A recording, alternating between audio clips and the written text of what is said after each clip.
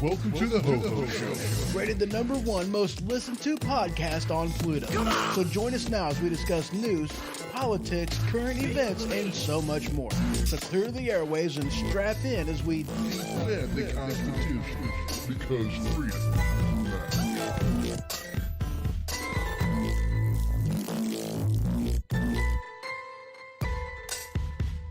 Broadcasting live from the Cottage Studio. So welcome to the Ho-Ho Show. And as always, I am your host, Ho-Ho. How y'all's doing? I hope you're doing good. I really do. And holy crap, don't adjust that screen. That is me. Whew. That thing is looking bad. Apparently, I restarted my computer and didn't change any of my settings in here. And I'm glad it lets me do that on the fly. You know, after I've already started the stream, because otherwise this would just be absolutely horrible. But I can fix this. So just 1 second while I go ahead and get these settings put in here properly. Almost got it. Dadgummit, uncheck. Thank you. I hate it whenever I do things like that. I really do. And dark. There we go. And there we go. All right. I think. Woohoo. All right. Got her did. Very good.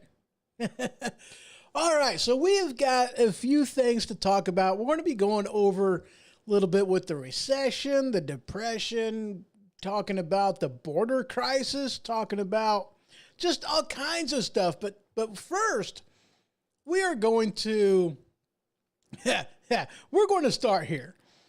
Now, y'all know how I like to do the show. I like to start off with the ridiculous, the funny. You know, that's where I like to start the show. And this one is a little bit of the ridiculous. Now, when I seen this headline, I was like, you got to be kidding me. I mean, this is just funny. To me, it's funny. Anyway, let's go ahead and get into this article. So this is from Fox, Illinois. Headline: Woman arrested for damaging inflatable rat outside a funeral home. Yeah. And the only reason why this actually popped up on my newsfeed is because this took place like relatively close to me. This took place in Springfield, Illinois, not that far away from where I live. And yeah, apparently there was some people protesting outside of this funeral home because they were unhappy with the fact that the funeral home had some work done to their, some roofing work done. And they were using non-union labor. And that's what these people were protesting about. And I'm assuming this lady works for the funeral home. I mean, otherwise this would make absolutely no sense whatsoever. Not like it really makes a lot of sense, but, And of course, one of my thoughts was, it's like, well, if they were trespassing, then, if she was trespassing, then okay, I can kind of understand why she would do that, even though she shouldn't have. She still should have called the cops on that to, this way they were the bad guys instead of her. But from the photo, and this one was taken by whoever it was that did, that did this article. It looks like they're on the boulevard. So I mean, this doesn't look like that they're actually on the funeral home grounds itself. I mean, it very much looks like that this rat, this big inflatable rat, it looks like this thing was on the Taylorsville, I bet. And hello, Anarchy 99. No, actually, it wasn't Taylorville. This was actually in Springfield, just a little bit south or north of us. Yeah. Anyway, yeah. So from the look of the picture, they were on the boulevard. And as far as, here is concerned, the boulevard is public property. Even though the homeowner is responsible for the sidewalk in front of their residence, it's still classified as public property, and they don't tell you that you have a choice. But anyway, it doesn't matter. It doesn't matter. It doesn't matter. So yeah, it looks like this was done on the boulevard. She got mad about this rat being there, and then she stabbed it. And I mean, it cracked me up because there was some other stuff involved in there. We're just going to move on from that. We're going to move on. Now, again, you guys know how I like to do this. I like to throw the satire in here.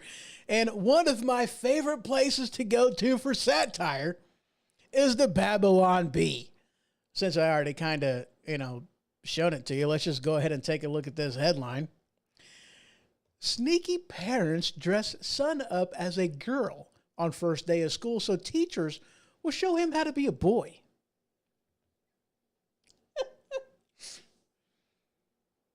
Yeah.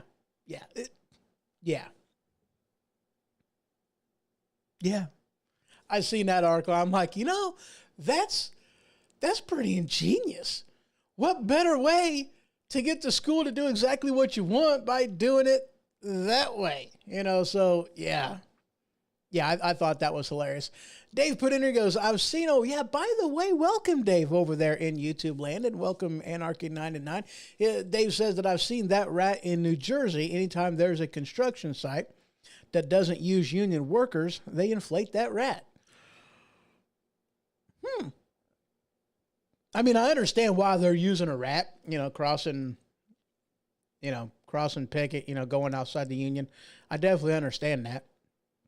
Or at least why they would use that. So yeah, I got to be honest. I was like, I've never seen the rat before. I hadn't seen it. That one was a new one, at least on me. So yeah, these sneaky parents, in order to get the school to do exactly what they were wanting to do, decided they would trick the school and dress their boy up as a girl so that this way they can, yeah. I thought that was hilarious. I absolutely thought that was hilarious. All right, so we are going to go ahead and dive right into this. And I got something in here that, is one of them things that I've talked about before on the show. I've talked about, insider trading and how different things should definitely be illegal, and why they are allowed to get away with this is absolutely beyond me. And the only difference is between insider trading and this is more or less the place where the information is coming from. That's the only difference. Yes, insider trading is people whom generally within a corporation that knows something on the inside that hasn't gone public yet, and make trades on Wall Street before anybody else does. That's insider trading, or at least telling somebody else about it and having somebody else do that for them. So I mean, that's more or less how this stuff kind of plays out. But apparently, when you're talking in Congress, whenever Congress is making a deal that will directly affect a business, a business model, the how much their stocks are worth, it's apparently perfectly acceptable for, let's say, the husband of Speaker of the House to have insider knowledge because, well, this isn't corporate secrets. This is political secrets, and of which case it's apparently acceptable.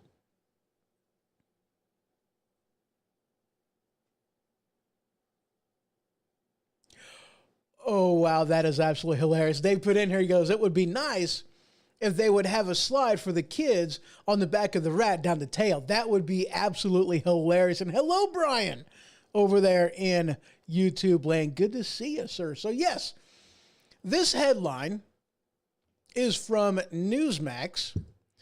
McCarthy makes a jab at Pelosi over husband's stock trading. Now, more or less what this amounts to is, well, what this amounts to is they're having some type of writing some type of a bill about this, with politicians being able to make money off of stuff that they know before it goes public and getting rich on it. And McCarthy just, made a jab at Pelosi and was like, hey, do you really think you're the right person to be writing this bill considering, Paul and everything that he does, Paul Pelosi and everything that he does regarding the stock market? Do you really think that's you're the best choice to be the face of this bill? I don't think so. I don't think this is a good thing whatsoever. And my thing is like, in all honesty, like, dude, this should be illegal. Either way you want to look at it, this is still insider trading. And I know I've talked about this before in the past, but here they are about ready to kind of do something about it. And yet they're already tainting this by using, by Nancy Pelosi as being a front runner of this bill.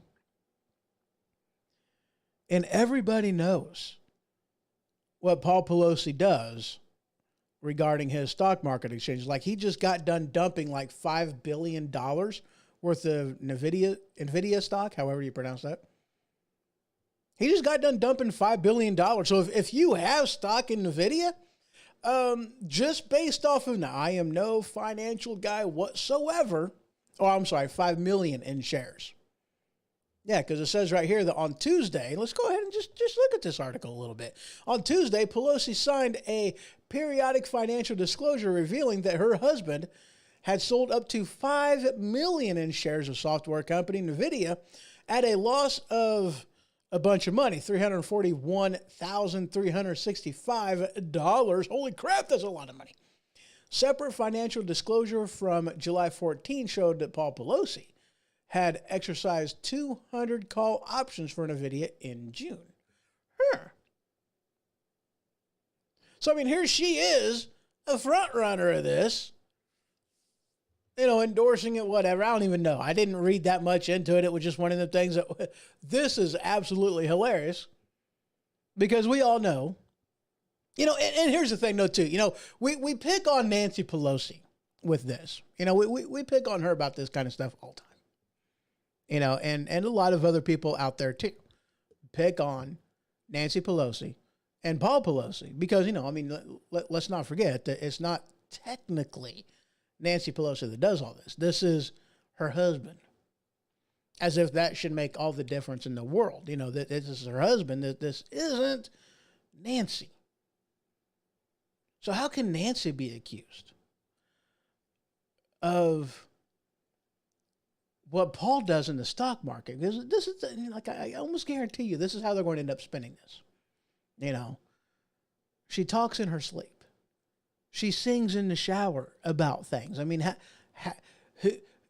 How is she supposed to know who's listening to her while she's singing in the shower or while she's, sleepwalking outside, or just talking in her sleep? How's she supposed to know?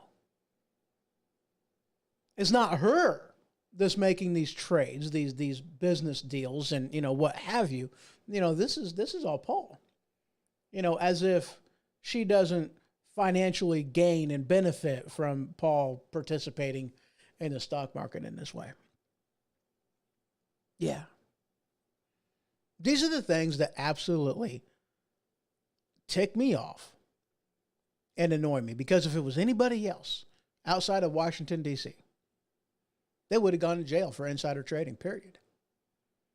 Even having the same type of stuff. I'm like, if I just happen to be at the right place at the right time, listening to Paul Pelosi do something, or Nancy Pelosi tell Paul about whatever is going on. If I just so happen to be, if I was a fly on the wall of that conversation, and I went ahead and invested that money, they would be investigating me. What did he know?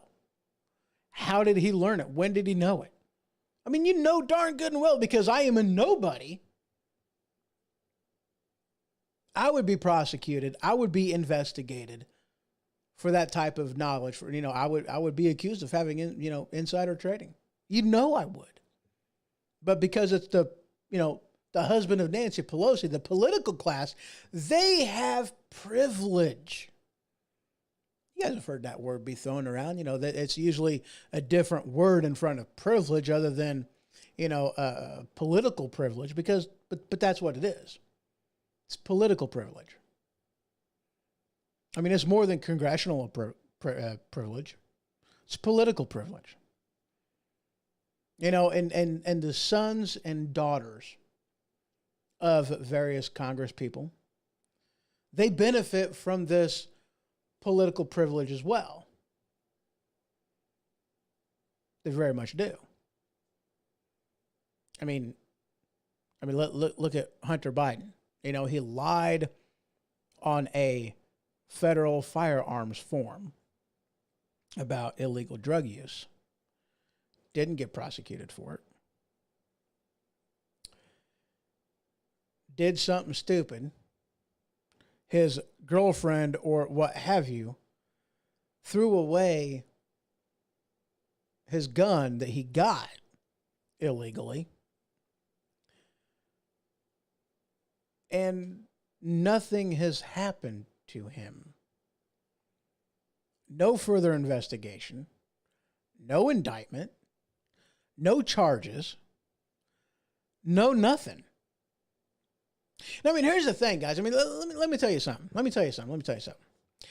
Technically speaking, now, of course, police officers do have discretion, but their discretion only goes so far.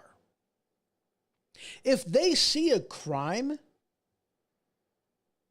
they are, or at least if they're investigating something and their investigation, finds a crime, if they see a crime, if they witness a crime, all these other kind of things, like they are technically legally obligated, as in by law, required to arrest, detain, further investigation, what have you. So, I mean, the mere fact that the FBI found all this information, but yet somehow, because it's Joe Biden's son, it's perfectly acceptable for him to break the law. Numerous laws regarding gun violence and gun safety. Lying. I mean, he's the very thing, the very type of person that the federal government says, you can't have a gun. But yet it was okay for him.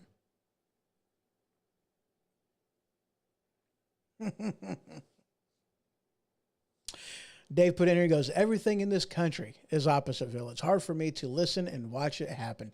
And I feel your pain.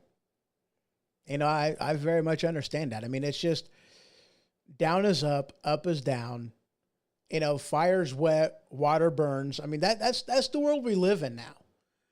That's the world that the left has built, has told us about. Speaking of, okay.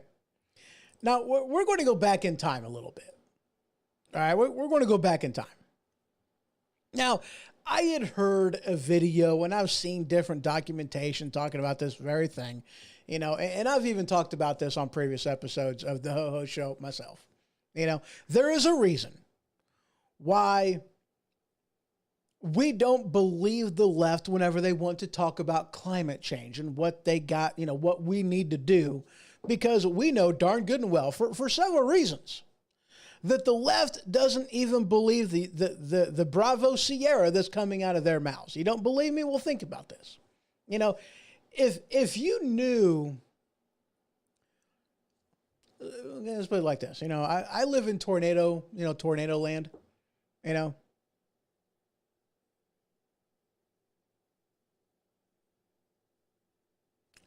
Dave put in and goes, there's a deeper issue that we can't see that's happening.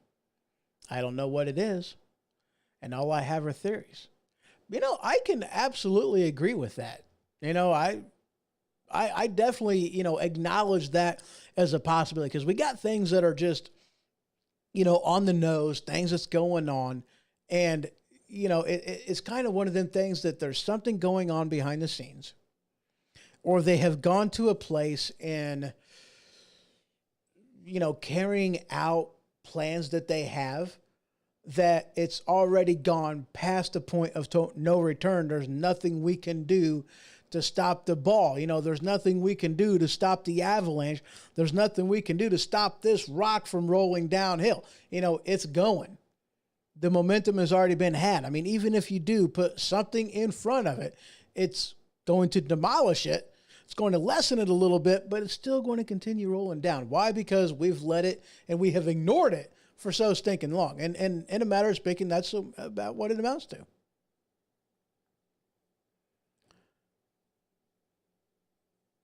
So, I very much, acknowledge that as not just a possibility, but a probability. It's like, yeah, there's something going on. Obviously, there's something going on. And, I've heard some theories too, things that I, can't really discuss here, but, or at least now. But yeah, I've heard some things.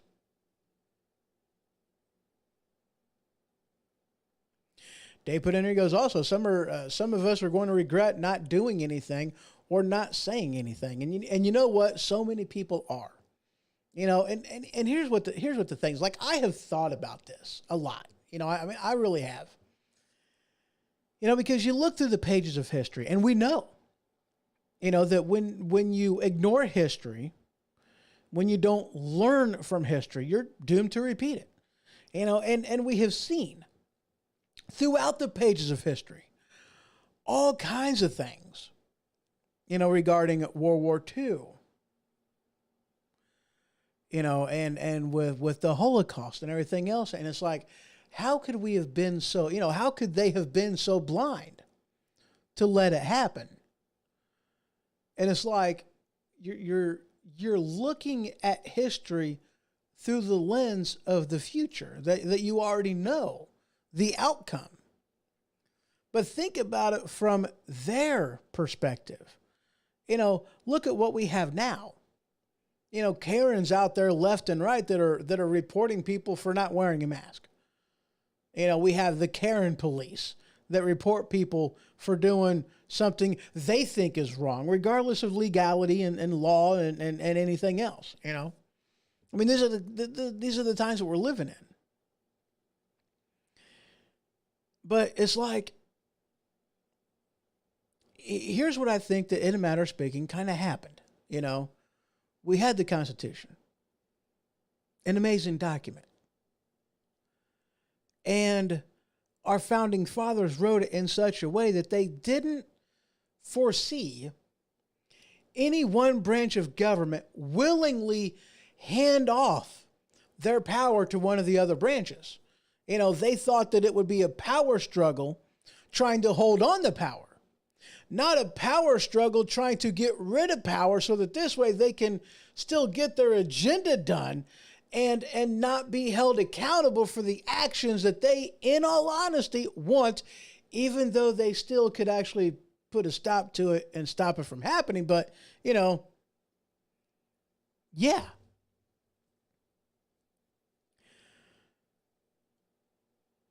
They never foreseen that as an issue.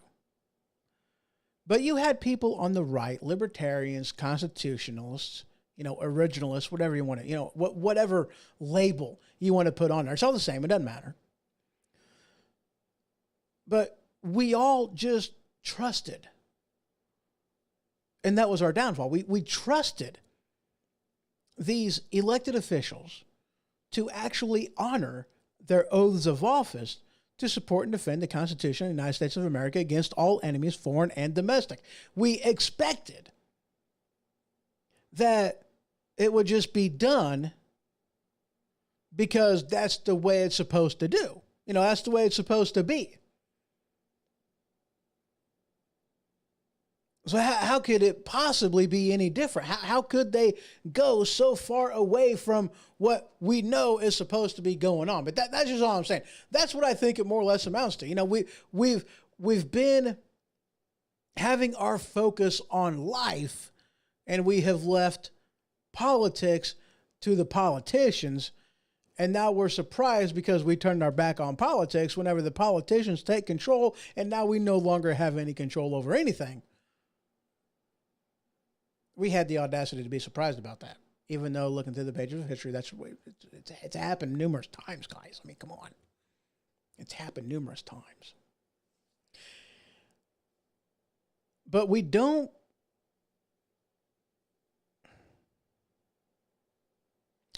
Dave puts in there, goes, trusted, absolutely trusted. But they have broken that trust. Not just politicians, others as well. And you are absolutely right. They have absolutely broken that trust. But I don't, you know, it's like I seen this article, going back to this article, I seen this article and I seen some information on this, and I don't have the facts and figures up in front of me, but it's like, you know, why don't we believe the politicians whenever it comes to things like, you know, climate change?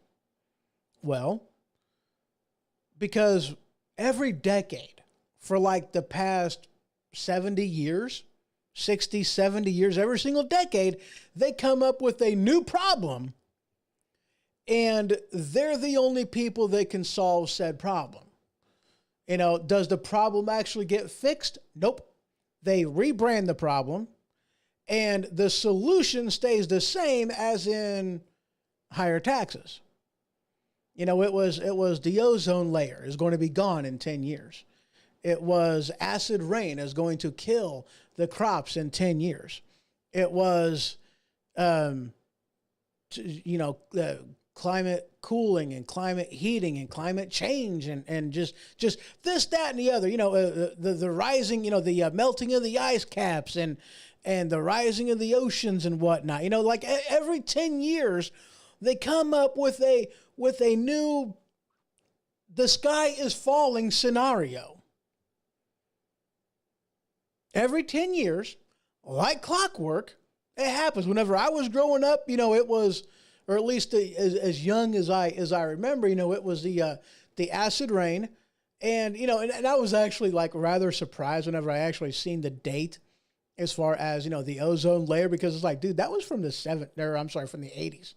You know, the hair days were, you know, like their one company was attributed for the entire dissolving of the ozone layer, and that was Aquanet. The hairspray, you know, I mean, that was the company that was solely responsible for the deterioration of the ozone layer. That was in the 80s. But, you know, evidently the whole ozone layer thing was actually like, what, the 70s, I think? And I think the 80s was the acid rain, you know, on seed germination. I remember, you know, it's like, because my brother, you know, smart guy. But was that the junior high or was that high school? Must have been the junior high. Maybe it had been elementary. I don't remember. But anyway, when my brother was in school, you know, he did a science fair project, and it was the effects of acid rain on seed germination. And that's the actual title of what the thing was. So, I mean, yes, every 10 years, like clockwork, a new scare of this bad thing's going to happen, and you have to give us money so we can fix it. The bad thing never gets fixed, but they always raise the money in order to take care of it. Now, here's the thing. Now, whenever I seen this article, I'm going to be honest with you, I had to laugh. Why? Because I have seen this in a movie. Abso-freaking-lutely, I have seen this in a movie. Dave put in here, goes, right? Correct. Overbearing and incorrect solutions. It's exhausting. That's right, it is. They've broken the trust in that. It's all so agenda-driven. Absolutely. I agree that we need to do something, but stop hitting me over the head. Yeah, exactly. You know, and that's the thing. I've said this time and time again. You know, stop hitting me over the head with it. And I've said this time and time again. You know, it's like, do I believe in man-based climate change, that we're the only thing on the planet that could affect it? No, I don't believe that. Do I think that we, through burning of fossil fuels and just, being poor custodians over Earth, can help affect certain things? Well, absolutely. I think we can affect it. Do I think that we are the end all be all cause? No. Stop making my life so difficult and expensive because of your panic. Stop it. Absolutely. But that's, what it more or less amounts to. It's like, I don't believe that we are the end all be all cause. Like I asked a buddy of mine's son one time, I'm like, dude, you're going to say that we're the cause of all this crap, that nothing, would have happened if it wasn't for the burning of fossil fuels. Right? Well, yeah, that's what he believes. And I'm like, okay, so have we ever had an ice age before in our past? And he's like, well, yeah. I go, okay. Well, did that happen before or after the industrial age? Well, it happened before. Okay. So if we're the only thing that can affect climate like that, then how in the world did the ice age happen if we're the only ones that can affect it? The globe goes through trends. That's what happens. It goes through trends, heating trends, cooling trends, the moving of the tectonic plate, the shifting of the our poles, North Pole and South Pole. These kind of things happen. They have been happening. Why should we be surprised whenever it's going through that cycle again? We're just about ready to go through another, be done with the heating cycle and go through another cooling cycle. And that's one of the things that I'd heard. But anyway, back to the article. Scientists are you guys ready for this? Are you ready for this? Because this made me laugh whenever I heard about this. This made me laugh. This really, really made me laugh. Headline from BC or G or ER, BER maybe, I don't know. Scientists are considering a crazy plan to dim the sun and slow climate change. Did you hear me on that? Scientists are considering a crazy plan to dim the sun and slow climate change. Now, look, here's the thing, all right? Whenever it was first, global warming, they were like, do this to the polar ice caps and give us your money. And then it was, let's do, whenever it was global cooling, it was, let's do this to the polar ice caps and give us your money. It was the result or their plan still consisted of give us your money. If they don't scare us into giving up their money, then we're going to start questioning why in the heck are we giving up our money to the government to fix something that isn't actually broken and there's nothing we can do, like this whole buying carbon credits. There's nothing we can do to change the outcome on this. Why am I buying carbon credits? Why does Google care that they have been, what's that, carbon neutral since blah, blah, blah, blah, blah, blah, blah. Who cares? You think it actually matters? No. Just in case y'all didn't know. I don't know if you know this or not. But when it comes to the climate, again, it's about balance. The climate is about balance. It will solve its own problems. That's where storms come from. It'll fix the problem and then everything's all hunky-dory again. Then you got unicorns and rainbows shooting out glitter. Did you get the visual on that? I did. It was interesting. Anyway, but here's one of the reasons why I had to laugh about this. Scientists are considering a crazy plan to dim the sun and slow climate change. Here's why I laugh so hard. I've seen this in a movie. Granted, it was kind of a ridiculous movie. It was one of them movies that I didn't like whenever I seen it the first time, but it was a movie that grew on me, and it had some absolutely amazing parts. I am talking about none other than Highlander Part 2. Where they put the shield over because the ozone layer, and again, that, a futuristic movie. I'm going to look something up. Is when did Highlander 2 come out? That search right there in the Googles, and it came out in 1991. So apparently in 91, or maybe in the 80s, maybe, I guess, our big fear was the ozone layer, which I guess that does make sense because the 80s was all about the, Aquanet.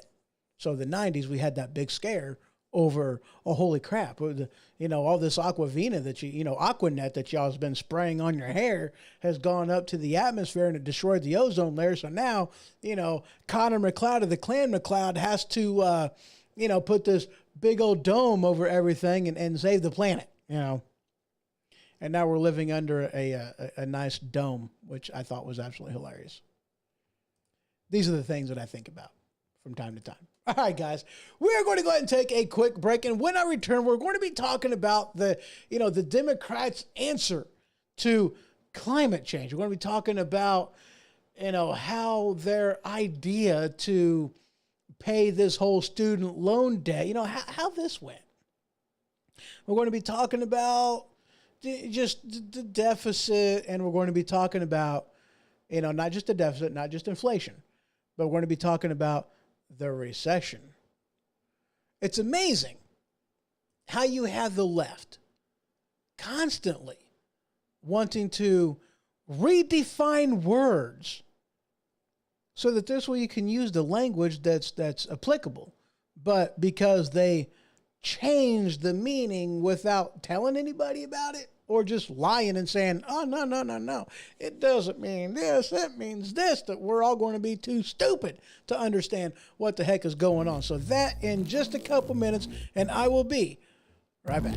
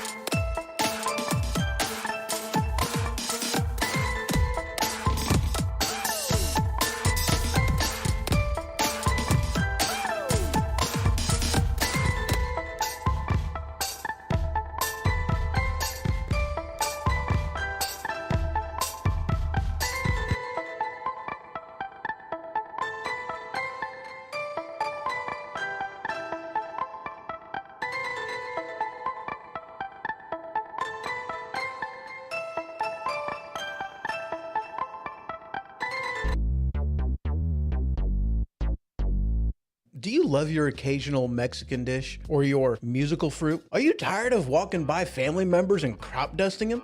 Well, if this has ever happened to you, might I introduce you to Tampons brand butt plugs. Tampons brand butt plugs is that particular type of butt plug that allows you to walk in public in confidence knowing that you're not going to accidentally crop dust somebody. Tampons brand butt plugs now with the plastic applicator. Not just for women anymore. Tampons brand butt plugs. All right, and we're back. Woohoo! So we got all kinds of stuff to talk about. We got all kinds of stuff to talk about. So So I'm sure that y'all have heard. We're just going to jump right into this, by the way. So I'm sure that y'all have heard that it's officially, or it's unofficially, officially, or it's officially, unofficially. It definitely is, but yet possibly isn't. Bona fidely, positively, absolutely, we are in a recession. Oh yeah. Now the pathetic thing is, here you got, and they knew, they started with marketing this a long time ago. They really did. Because they knew that their second quarter numbers were going to be horrible, or at least their next quarter after the last quarter. They knew it was going to be horrible. Okay. You can't flood. You can't flood the market with money and not expect inflation. And here's the ridiculous part. They were, like, oh, inflation happened, inflation. I was like, well, we kind of expected that, and it's like, dude, so I mean, you intended this to happen. I mean, you intentionally flooded the market, gave everybody a butt ton of money and different businesses and everything else, all kinds of freaking money. And now the roosters have come to roost, and you wonder why a dollar isn't worth what it used to be. The best analogy, and I cannot take credit for this. This is actually, an analogy from Andrew Wilkow, the Wilkow Majority, on Sirius XM channel 125, the Patriot channel. If you guys ever have a chance to check that out, I definitely recommend doing that. But he said the best analogy that he has for explaining inflation and what it truly is the shot of alcohol test. Okay? Is you take this shot of alcohol, and that shot of alcohol costs $2. Okay? And you take that shot, and that shot of alcohol, whatever it is, let's just say it's a shot of, well, this right here. Here's a shot of Crown Royal Vanilla. All right. And this is so many proof. That is really small writing, so I don't even care. Let's just say it's 100 proof. I know it's not 100 proof, or at least I think it's not 100 proof. I don't have bad 78 proof, 70 proof, 7. Good grief, man. That is small hand. Where's my magnifying glass? Anyway, we're just going to say it's 100 proof. Okay. So you got, so you expect that one shot of this is going to get you so drunk. Okay. But here's inflation. You have your one shot of alcohol. And then let's just pretend that this glass of Kool-Aid right here is water. So you take your nice little $2 shot of alcohol, then you dump it in. Oh, I am so glad that was not open. You dump it into your glass of Kool-Aid. Now you got, however many ounces this is. Let's just call this 20 ounces compared to 1 ounce. And now you pour your diluted alcohol back into that same shot glass, and you're charging $2 for it. Are you getting the same level of drunk off of that diluted however many times shot of alcohol as you did before you diluted it? No. Now it's going to cost, it's going to take you 21 shots because it's been diluted 20 times. It's going to take you 21 shots to get the same amount of drunk as it would have if it was just before the inflation took into effect. It's easy to explain that when you're talking alcohol. because most of us drink out there. Most of us are at least familiar with alcohol, and one shot is one shot. You know, you expect with a shot of alcohol to is going to take a certain amount of edge off of it. It's going to cause you to get a certain amount of drunk, you know, whenever you dilute that. And then you charge the same amount of money for it. You're only getting a 20th amount drunk for the same amount of price. It's like, what the heck? That's inflation. When you dump money into the market, you're going to get inflation. If it hasn't gotten to that point, naturally, as in the market grew and made the money, they tried to force the market to grow by flooding it with money. That's what they did. And it didn't really work out too good for them. So now we have a recession. Now, even though the textbook definition says that a recession is defined as 2 consecutive quarters of negative GDP growth, even though that's what it says, and even though it is official, we have had 2 consecutive quarters of negative GDP growth. It was like maybe 1.6 something, with 1.5, 1.4, you know, right around 1.5 negative GDP last quarter. This quarter, it was like negative 0.9. Getting better, but it's still a negative growth. But they're saying, no. Even though that might be the textbook definition of a recession, there really is a lot more that they take into consideration and they look at besides just the negative GDP. You know, I mean, think about how many jobs that we created over this time frame. I mean, this is absolutely amazing. Guys, we're doing great right now. Liar, liar, pants on fire.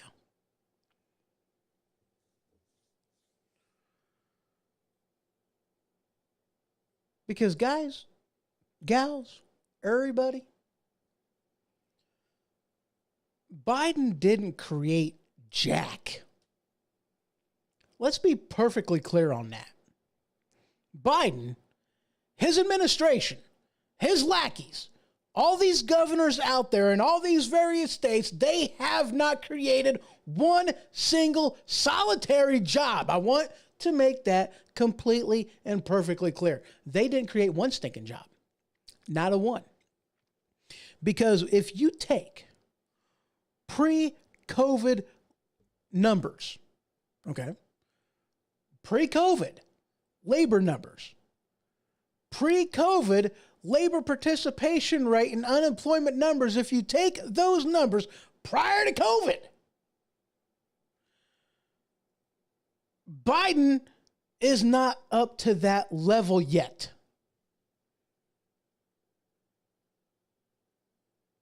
He hasn't created a job. He is letting people go back to the jobs they already had before the Democrat Party forced them out of their job, forced them out of the offices, forced them out of the grocery store, forced them out of their businesses, forced them out of their livelihood. That's all he's done. Has he created a job? No, he's destroyed a butt ton of them. I mean, not necessarily him, but the Democrat Party, because all these people were doing this because the Democrat Party, the DNC, told them to do so.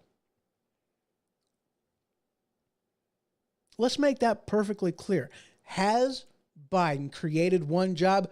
No, because we are still working at a deficit compared to the numbers that we had during former President Trump's administration. Pre-COVID numbers.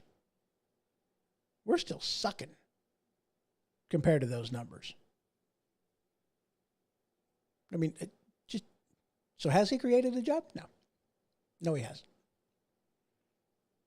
But anyway, let's move on. They know they're doing bad.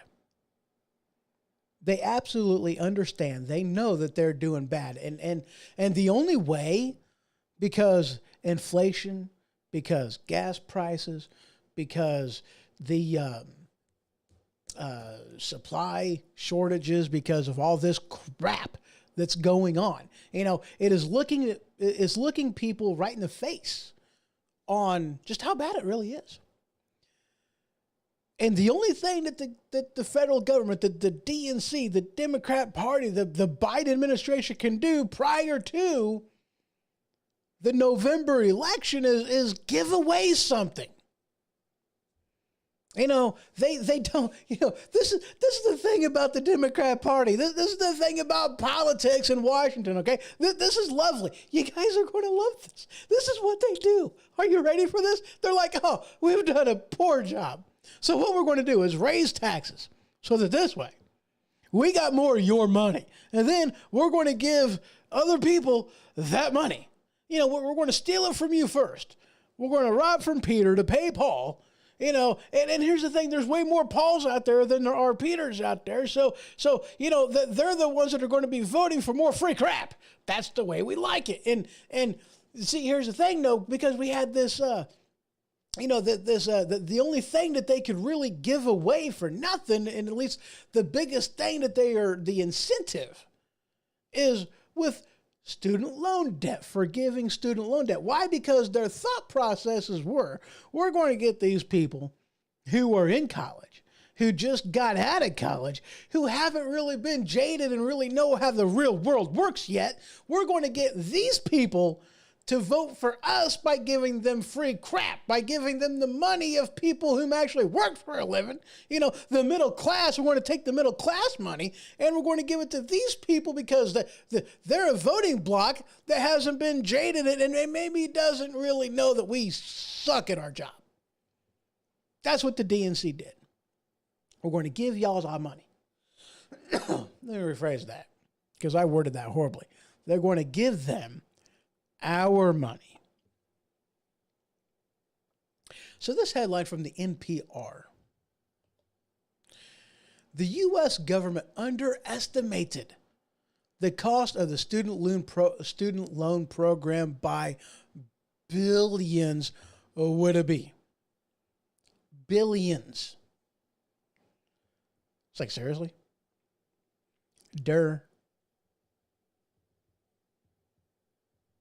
This is ignoring of just how expensive it really is to go to college. This is ignoring the fact that, all this money, with these teachers that don't actually teach a class. It's about indoctrination. This is ignoring the fact that, you can spend $200,000 learning gender studies on Pluto. And yes, I made that up. But where would you ever actually apply this degree that's going to cost you thousands of dollars to actually get? Where are you going to use it outside of academia? There's only so many teachers and so many people in academia that they need. They can't hire everybody that just graduated the class and do that semester after semester after semester. Fine. In time, they're going to have too many freaking people that are idiots. That's what you have going on.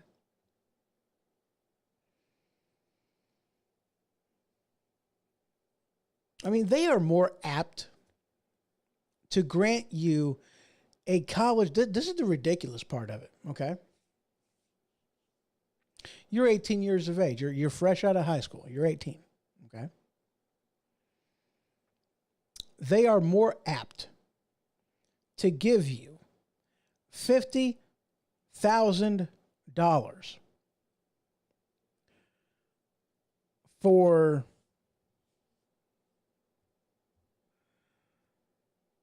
a degree that will not land you a job outside of academia than they are of giving you a $5,000 loan to start up a business. And I just threw arbitrary numbers out there. That's all I did. But the fact of the matter remains. They are more apt to pay you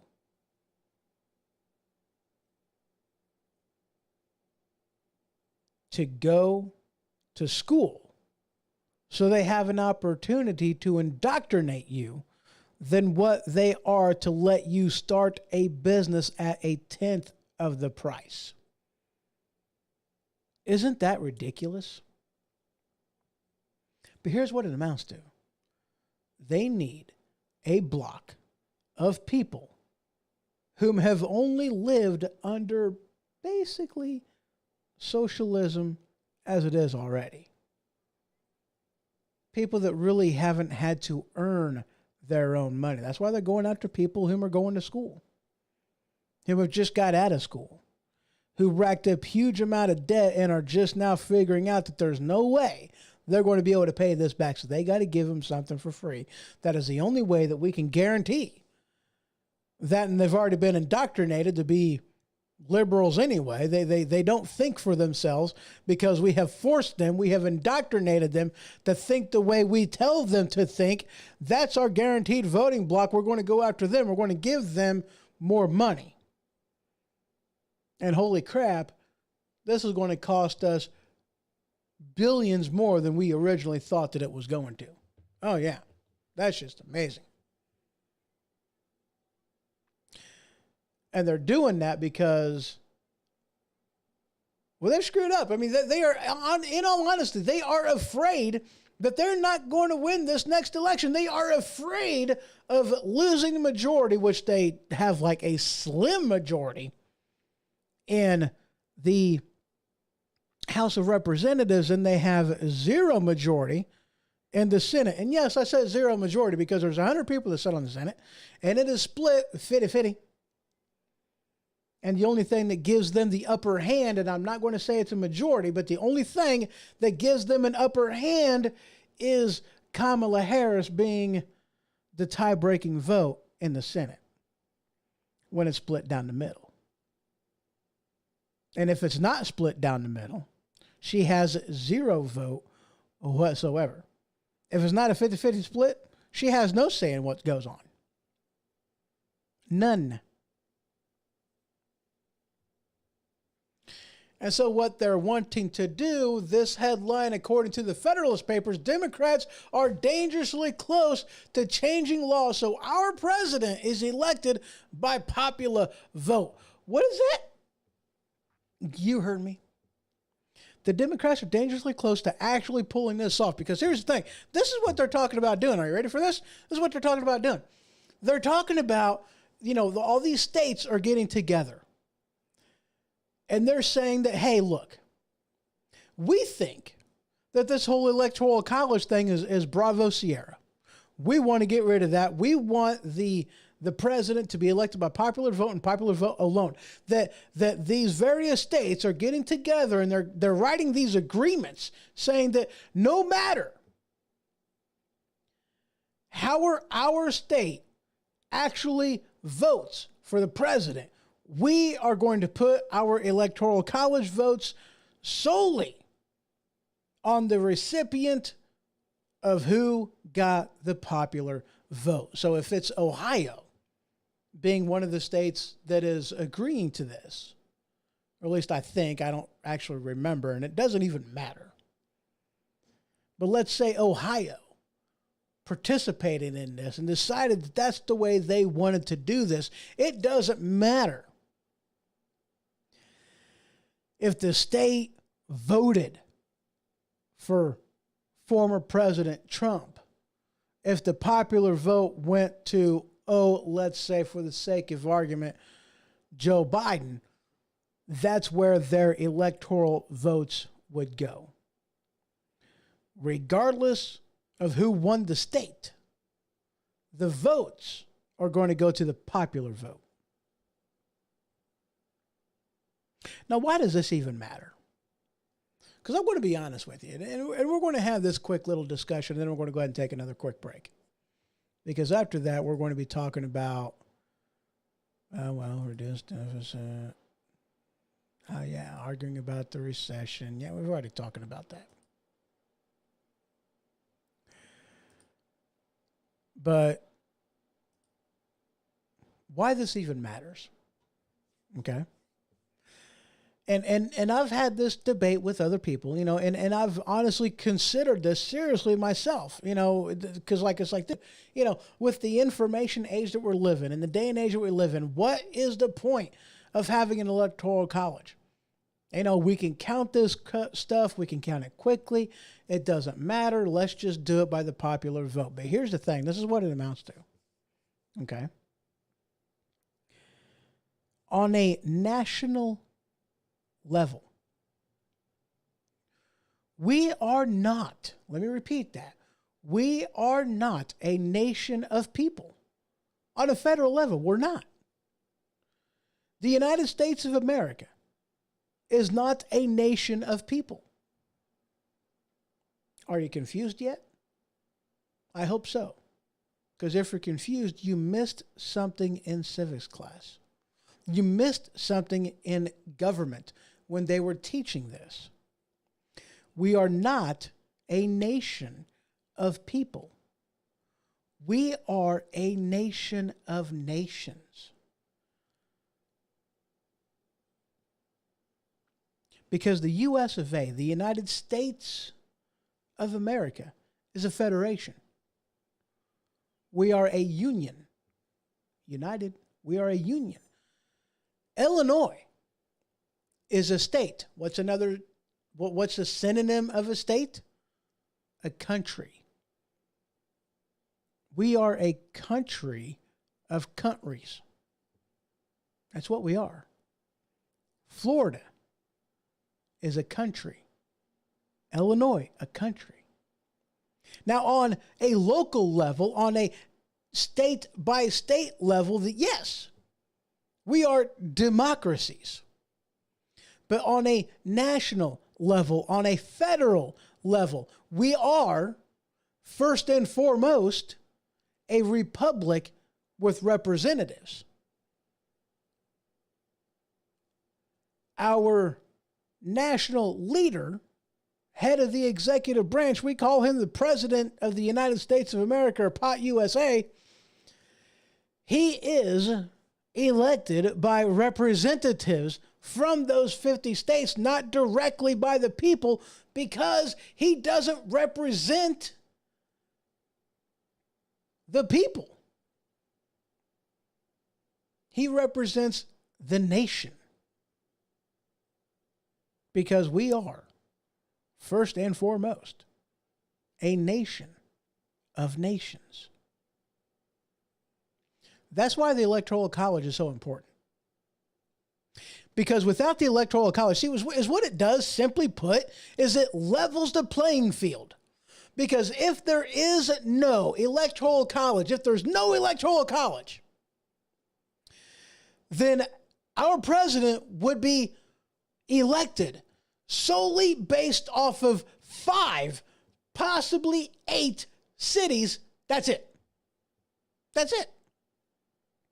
New York, LA, Chicago, and a couple more.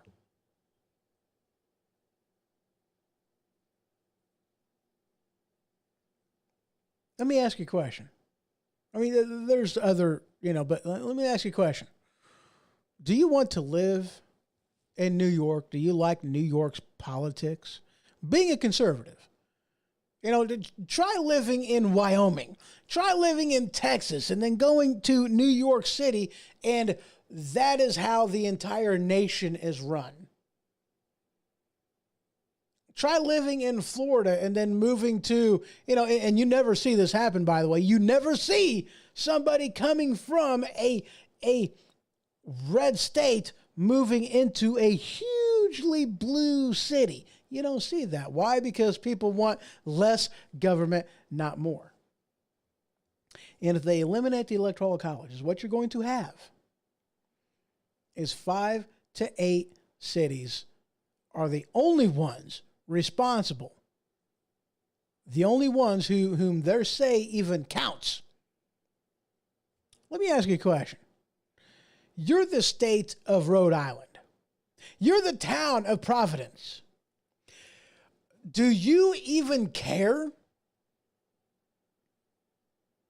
about the election anymore? Is it even a thing? Are you even going to waste your time and vote? Because is what they did by doing this whole popular vote thing is what they did is they eliminated your vote. That's what they did. They took away your vote. They took away your voice.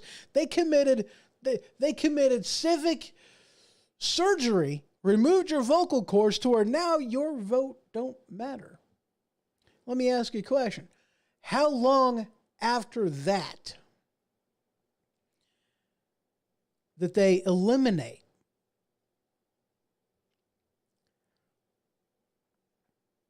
the Electoral College, how long until various states who no longer have a voice leave the Union?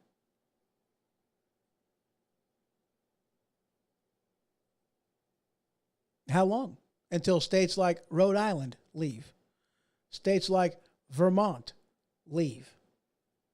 How long until states like Texas leave the Union? Until states like Florida leave the Union? How long? And how many states of the Union have to flee and leave the sinking ship before they no longer have Texas's money that can help them pay for the failures of California? How long after Florida leaves that they can no longer pay for the failures of New York City?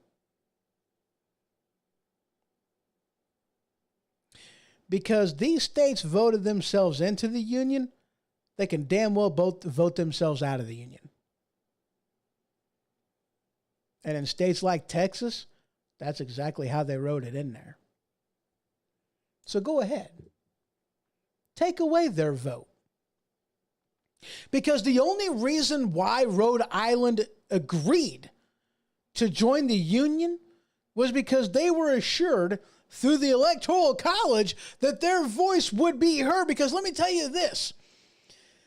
If you live in one of them states that doesn't matter, like the rest of them, guess what? Do you think that your representatives are going to care what you think?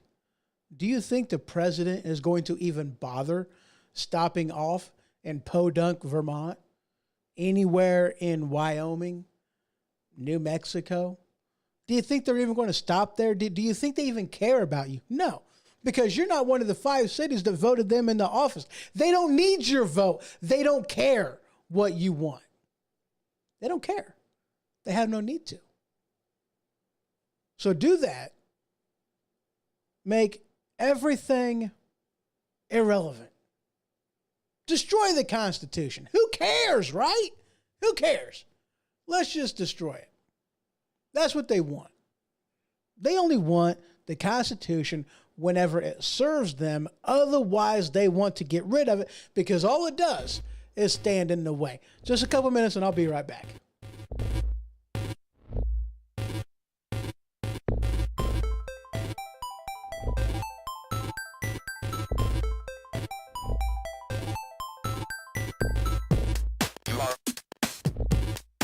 You are correct. You are correct.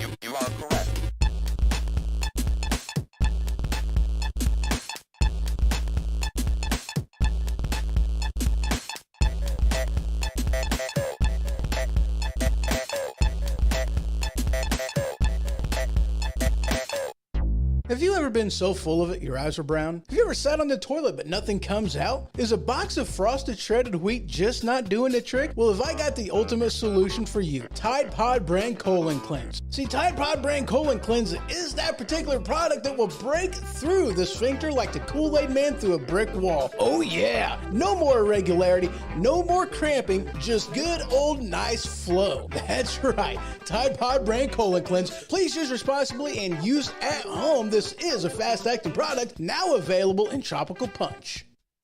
All right, and we're back. Whew. That was an intense last segment. I got angry. As we all need to. You know, we all need to. We definitely all need to. But now we're going to get into a couple things about January 6th, a couple other things that's going on. We got basically just like 2 or 3 more topics to cover, and then we're done. You know, then we're going to sign off and be out of here. You know, so it shouldn't take me but like maybe 20 minutes. I'm going to try to push through this last bit of stuff and information and whatnot, but this is absolutely hilarious. Okay. This is absolutely sad. This is absolutely, of course.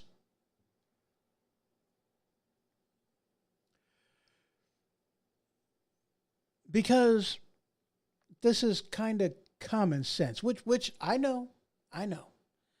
Common sense isn't all that common, especially in today's day and age. Holy crap, I went the wrong way on that. Common sense ain't all that stinking common. I understand that. I know this. You know, I'm a truck driver by trade. I go down the road. I live on the road. Trust me, I know. The common sense is out the door. But this headline, and I got 2 of them back to back that I want to talk about. Okay. This first one is from the Bulwark. The Bulwark. Yeah, whatever. Trump's January 6th National Guard lie crumbles. See, here's what they're saying, okay? They're saying that there is no official record that President Trump, former President Trump, prior to January 6th and whatnot, because we know that like January, I believe 4th or the 5th, you know, he approved National Guard, but there's no official record that he ever approved the National Guard. That it's a lie. It is a straight up lie. If there's no proof that it happened, then obviously it didn't happen. But here's the thing, okay? Here's the thing. You see, why would you have on the record Nancy Pelosi refusing, denying, we don't want the National Guard? We're not going to use the National Guard. Why would she come out and say that? On the record, multiple times. If it wasn't first offered to her. You know, it's like saying, you know, it's like me going into your house and going, no, I don't want a piece of pie. No, thank you. I don't want a piece of pie. Don't want it. No, I don't want a piece of pie. Now, does that make sense? Or does it make sense that I walk into your house and you go, hey, ho, here's a piece of pie. No, thank you. No pie for me. No, really. Here, have this piece of pie. This is amazing pie. It's not Soylent Green. This is amazing pie. You're going to love this pie. This is going to be the best pie you've ever had. Have some pie. No, thank you. I don't want the pie. Have the soup. Taste the soup. What is it, too hot? Is it too cold? Just taste the soup. What is it? Is it too cold? I mean, is something wrong with the soup? Just taste the soup. Okay, fine. Where's the spoon? Aha.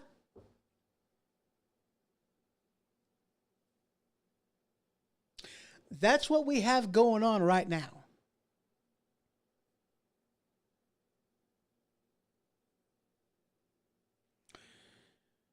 She's trying to tell us that pie was not offered to her, but yet she said very clearly, multiple times, I don't want no stinking pie. And that is on the record. That is on the official record. I don't want no pie. You mean to tell me that she's going to deny having any pie?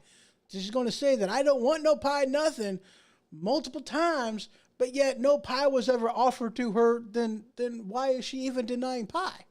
How can you deny pie if pie wasn't offered to him? It's like I can't go into your house and say, I don't need to use the bathroom never mind. That was a bad analogy.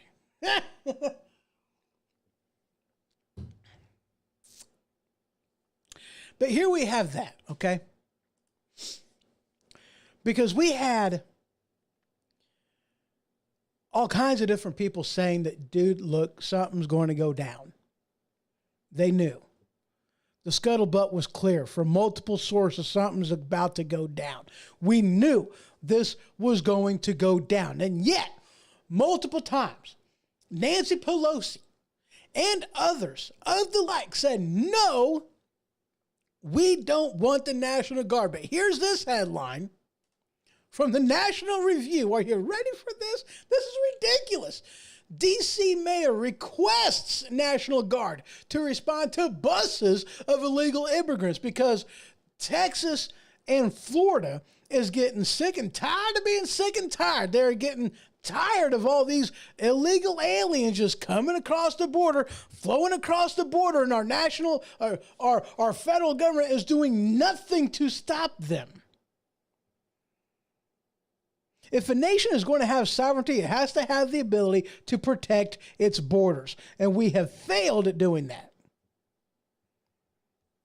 This president was given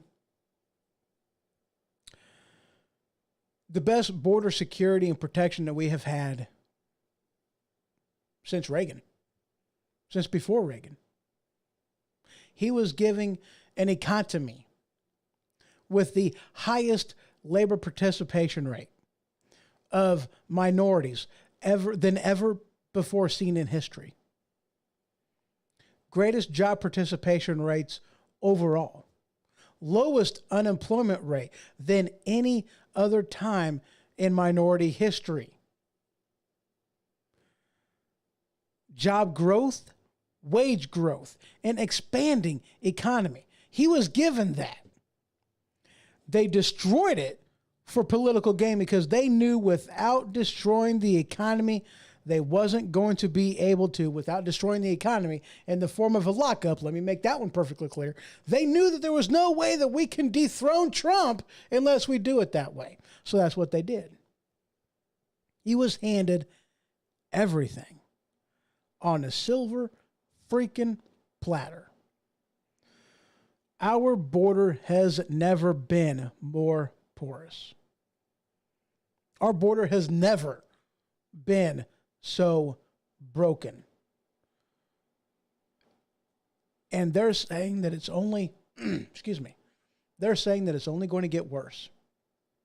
And here you have people, states like Texas, like Florida, going, oh no, NIMBY is not going to work here, ladies and gentlemen. NIMBY is not in my backyard.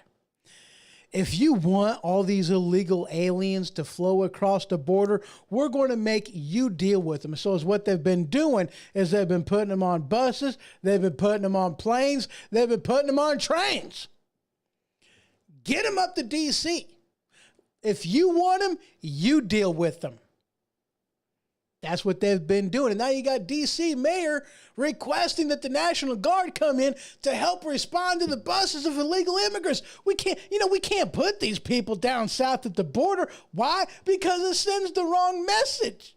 It was like, we're threatening their lives and stuff. They have the freedom to be here. No, they don't. They're not Americans. They don't have the 10 amendments. They don't have these freedoms because let me tell you this. If the Constitution applies to everybody, then why aren't we bombing Russia right now? They're attacking Ukraine. If the Constitution applies to everybody, it doesn't matter if they are a citizen of the United States or a non-citizen of the United States. I mean, like anybody in Ukraine is a potential citizen of the United States. You know, so obviously we have an obligation to go over there and bomb Russia. Why? Because Ukraine's constitutional rights are being violated. We have to go take care of it. No. If you are not a citizen, bona fide, paid your money, educated yourself, or at least was born here to where you were just gifted freedom, constitutional rights do not pertain to you. They don't protect you. In fact, we are a nation of laws. So either the laws matter, and of which case freedom matters, or laws don't matter, and freedom don't mean jack diddly squat. So here you have Biden, here you have Nancy Pelosi, here you have the D.C. police, here you have them for January 6th trying to say that, oh, no. President Trump didn't offer us anything. We just outright denied it. And now you have the D.C. mayor going, oh, we need the National Guard to put up with these illegal immigrants. Oh, so now they're illegal immigrants? Uh-huh. Now, since they're in your backyard, you want to do something about it? Uh-huh. See, it doesn't matter whenever it's in your backyard. It only matters when it's in theirs. And they got to deal with it. And since we're on the subject, I thought this was absolutely hilarious too. You see, the Biden administration, and this headline out of Fox News, the Biden administration quietly approves construction of U.S.-Mexico border wall near Yuma, Arizona. Let me try reading that again because I really sucked at that. So the Biden admin quietly approves construction of U.S.-Mexico border wall, here we go, near Yuma, Arizona. I can read, really I can. And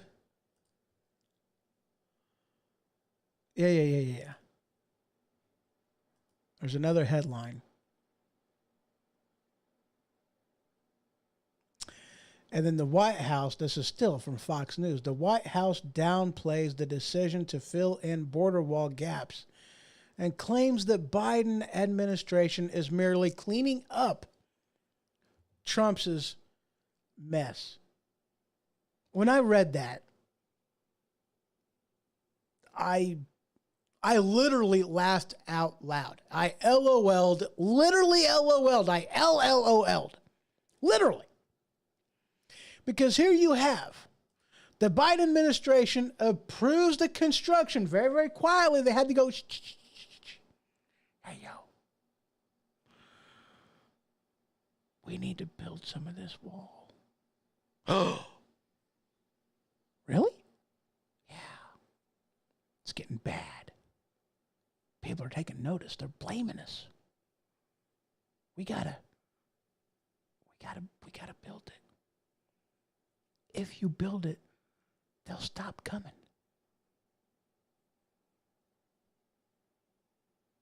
Is that how that works?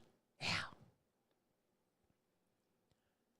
And then whenever the press secretary was asked, so what's going on down at the border? They were going, look. All they're doing is cleaning up Trump's mess. That's all we're doing. We're not building the border wall. We're not finishing it. We're just merely cleaning up the mess because this is the stupidest thing I had ever heard because this is what happened, okay? Now, guys, look. Trump did the very best that he could, okay? He tried to move as fast as he could, as fast as weather and construction contractors would allow in order to get this thing built in a timely manner, as quickly as Congress approved it, as quickly as he was able to buy the stuff, get it delivered on site, and put it up, they were building it, and he was getting it done as fast as he possibly could, as quickly as they could write the checks. We need to build this, because he knew that if they didn't get it built and the worst happens, it'll never get built. Because here's the thing. Instead of build, this is the ridiculous of just how stupid that the Democrat Party is. Okay, this is how dumb Congress is. Okay, is what they did is they spent, let's just say $1,000. Okay, $1,000 on this wall. And again, I'm using arbitrary numbers to illustrate a point. Okay, they bought they bought this wall for $1,000. This wall right here that's supposed to take up a section this big. And when the one-armed guy told you the story, it was this big. This is how big the wall is going to. It's going to be great.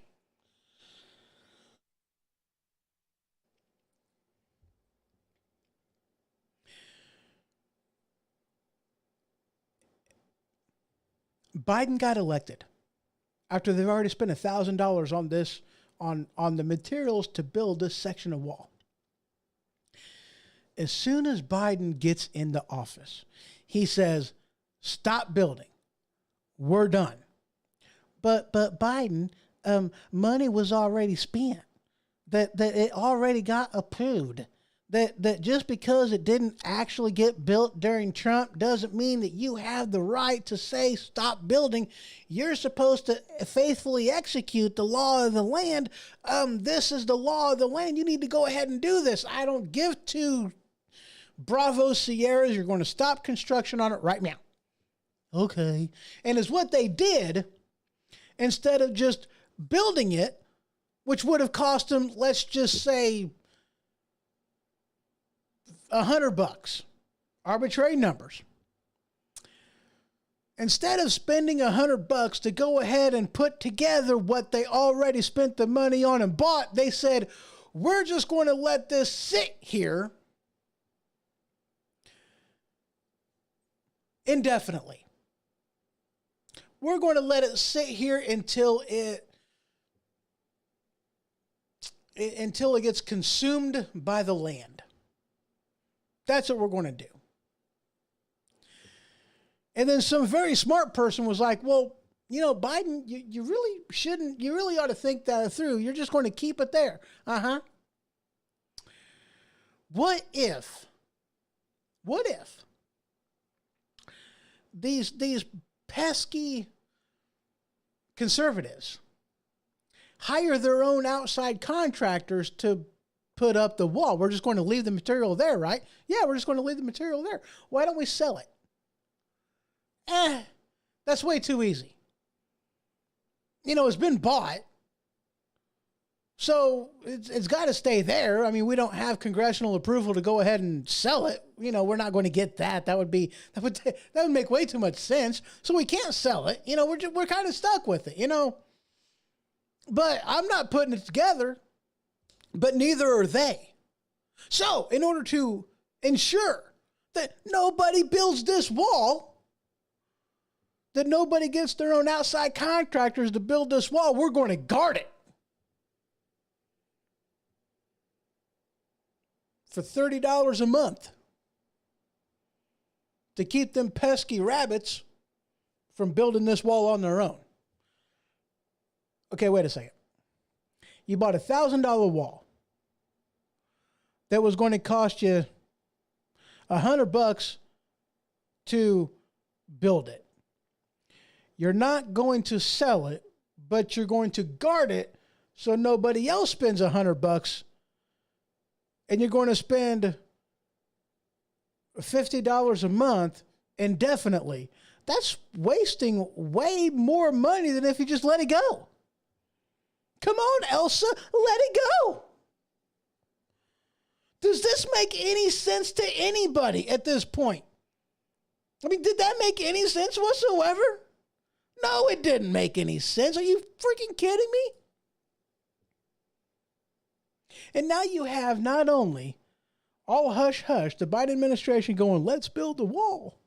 Now is what they're saying is when you people come across in order to help extradite this situation, in order to help the process along and make sure that you get to your to the very best adopted home that you can have to make somebody deal with you, we need to ensure that everybody has an ID when they cross the border. In fact, don't cross the border without it. This headline from KTRH, I can read real, I can. Don't cross the border without it. Biden considers IDs for illegals. Really? Yeah. Just one more back alley, side way of this administration undermining you, undermining the Constitution, undermining laws, and allowing a back alleyway, a side door, if you will, basement access, a teleportation device to circumvent the Constitution. This is what they're going to do. We're going to give them IDs. Let them live in America. And eventually they're going to be able to do this, do that, do the other. They're going to be able to fly. They're going to be able to get driver's licenses. They're not going to need driver's licenses because, this is going to be a form of identification that the administration, that Washington is going to demand that every single state accept, no questions asked. They want to drive, you got to accept this ID as a driver's license. They want to get on a plane, you got to accept it to get on a plane. And then they live their lives here. And then after their court date finally comes about, 10 years down the road, well, you want us to kick them out now? They've been living their lives here. They've bought houses. They've been working in the community. They've been living in the community. They have kids here. We can't deport them because of the kids. Deport them. The kids can come back after they're 18 years of age. Deport them. Yes. Maybe, just maybe, you should have done what President Trump did and not let him come here in the first place. Then you wouldn't have to worry about it. Oh, no, that just makes way too much sense. Way too much sense. All my headlines that I've used on the show, y'all can check those out by heading on over to thehohoshow.com. Just clicking on that newsfeed tab at the upper right-hand portion of the screen. And there you will see my magazine on Flipboard, which is my go-to hub, my one-stop shop for anything, everything, and all things news. Not a sponsor. I just like what they do. So guys and gals, I do thank you very much for participating, stopping by, having a good old time with me. I do appreciate it. Really do. And that is all I got for today. So y'all have yourself a great one. Good night. Sleep tight. And I got to get right back to where we're... never mind. Y'all have a good one. Take care. This has been The Ho-Ho Show. For more information, you can head to thehohoshow.com. And for the merchandise store, you can head on over to stinkpickle.com. That is stinkpikle.com. Until next time.